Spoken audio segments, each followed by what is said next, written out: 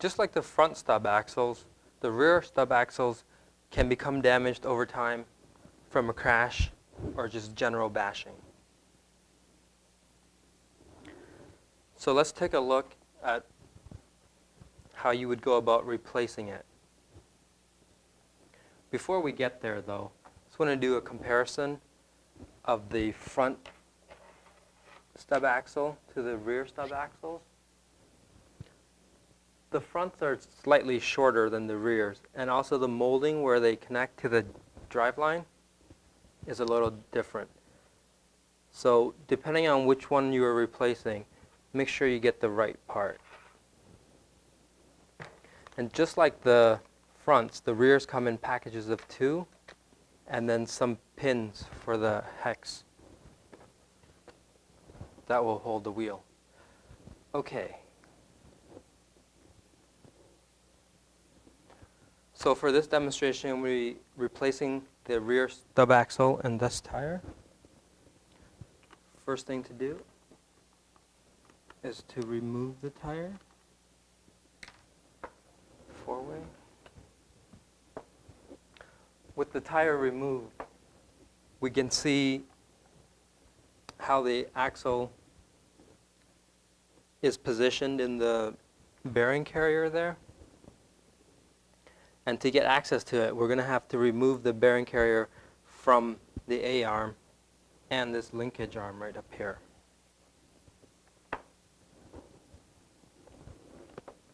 So let's go ahead.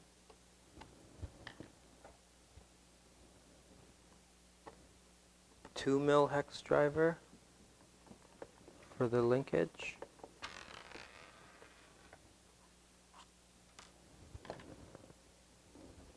I'm just going to flip this around so it's a little bit easier to get at. But the next thing we need to remove is this screw pin hybrid fastener up here, which uses a 2.5 mil hex driver. So I'll just pull out that pin. With that pin pulled out, we should be able to just slide this bearing carrier down and slide the stub axle and carrier assembly right off of the drivetrain. Let's move our truck aside.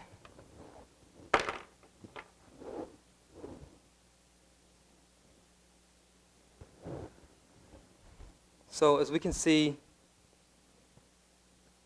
the axle is held in place on this end by the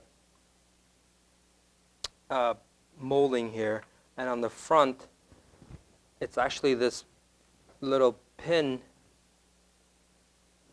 that sits underneath this plastic hex hub here that's preventing it from sliding back. What we need to do is get a small flathead screwdriver and just slide it behind the hex hub here. If you can find where the pin is behind it, that would be ideal, and then just apply some pressure. That component just pops off, and from here we can see the pin doing its job. Just go ahead, slide the pin through. With the pin through, you're going to have access to the small little washer that's there. We're going to be reusing all these parts.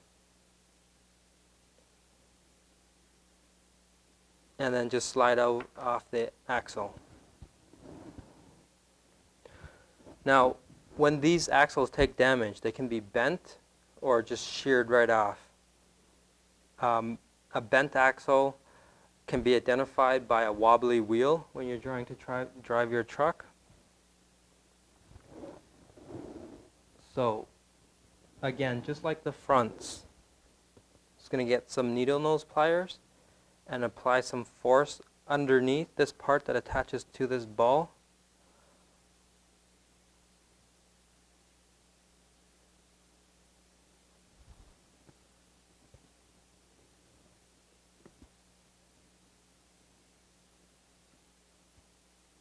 Okay, that side's being very stubborn, so we're going to flip it to the other side here.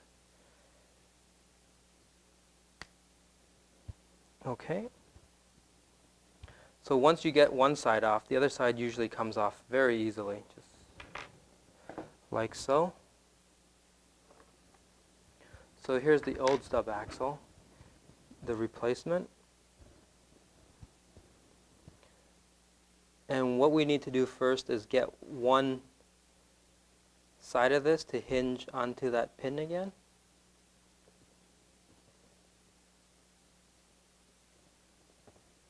You may need to get pliers here, but there, I've gotten the one in. And then again, using the pliers,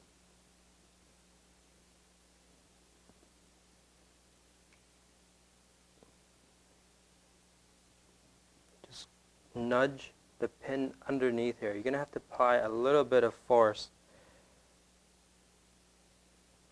And then with the pin underneath, you can just slide it right into its hole there. Okay.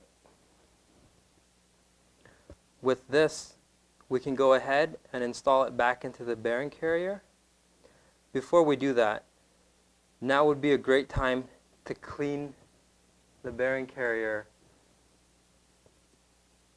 if we wanted to do so. So get a brush, clean off any dirt and grime in there, and then lube the bearings if we needed to. So installing them is just a matter of sliding the stub axle through the bearing carrier, through the two bearings. Reinsert the small little washer.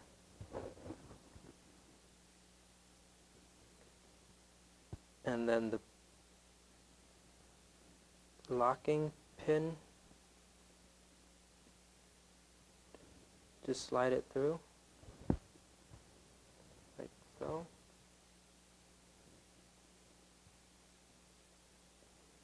And the last component here is that hex hub that's going to go right on top. And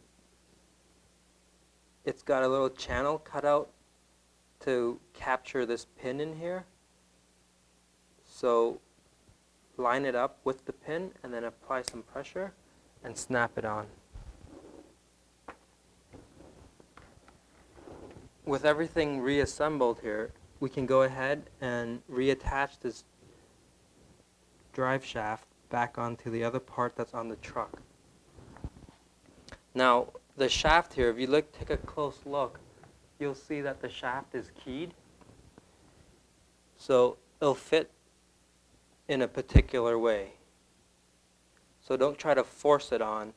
Put it on, and if it doesn't fit, start to rotate the outer part here until it fits. It should just slide right on.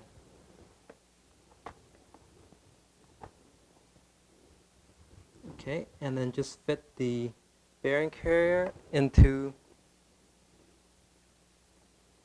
the A-arm. With that in place, I'm just lowering the linkage here. And then I'm going to put the screw back in.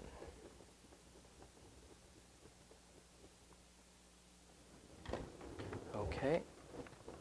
Now to flip the truck over and reinstall the